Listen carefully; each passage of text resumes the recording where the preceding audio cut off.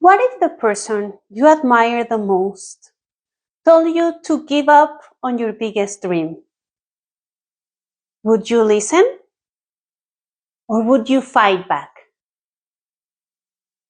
Since I was a little girl, my biggest dream was crystal clear. I wanted to be on the Mexican artistic swimming team. I wanted to represent my country in international competitions. I wanted to stand in the podium while listening to the Mexican anthem and receiving a medal. That dream became my compass, my heartbeat, my reason to train for endless hours in the pool.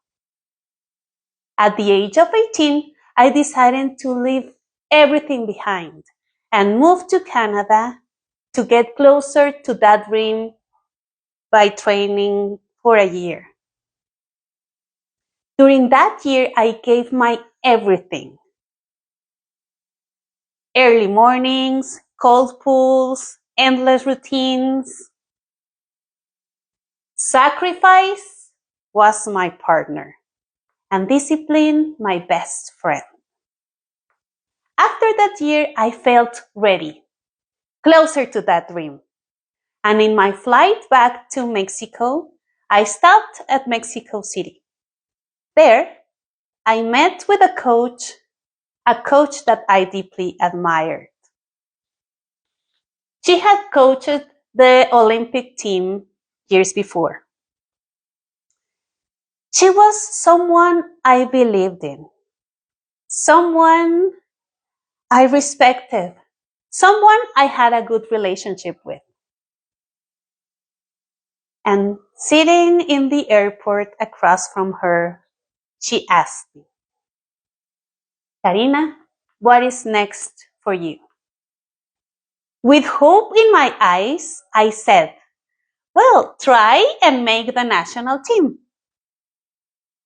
She looked at me and said, don't even try. You are too short. You don't have any talent. She pulled out a video of a Spanish swimmer. She was the European champion. And she said, look at her. This is how an ideal athlete looks like. She's tall. She has long legs. She has talent. You are nothing like her.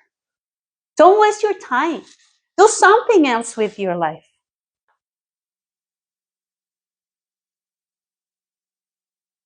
In that moment, I wanted to disappear. I didn't know what to say. All the flight back to Guadalajara, I cried. Staring out the window, my mind kept spinning. Am I really that bad? Have I been fooling myself all this time? Has all my effort been in vain? But, she likes me. She cares about me. She wouldn't lie to me, would she? And that day, I made a decision, a very painful one. I chose to believe her. I stopped training. I gave up on my dream.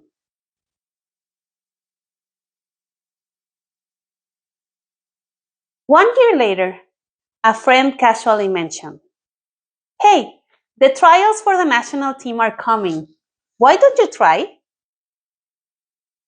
Those words moved everything inside me. All these memories of all these years of effort came rushing back at me.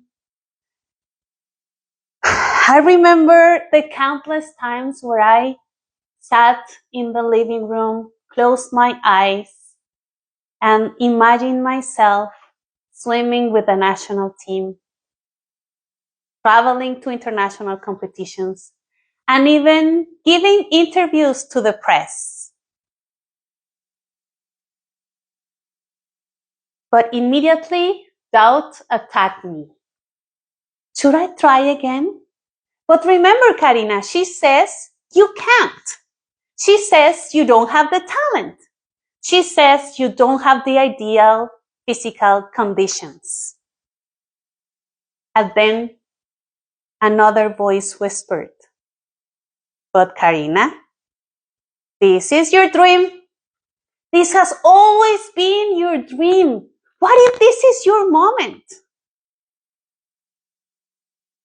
In that moment, I realized I had two choices.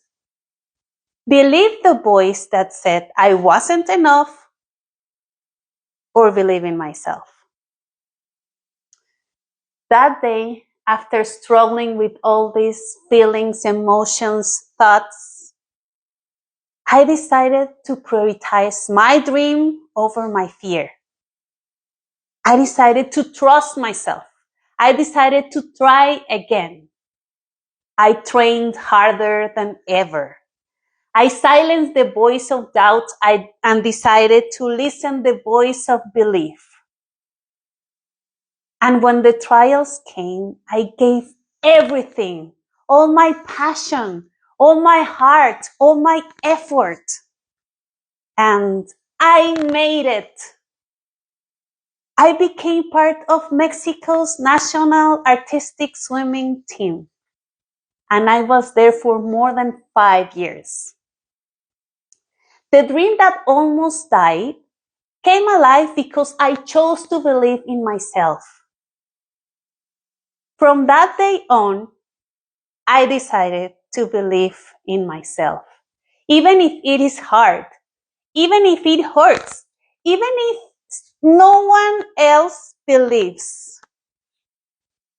People may underestimate you, but their words are not your truth. When someone tells you you can't, remember, yes, you can. You must try. You will do it. The most powerful belief, the one that changes everything, is the belief that you have in yourself.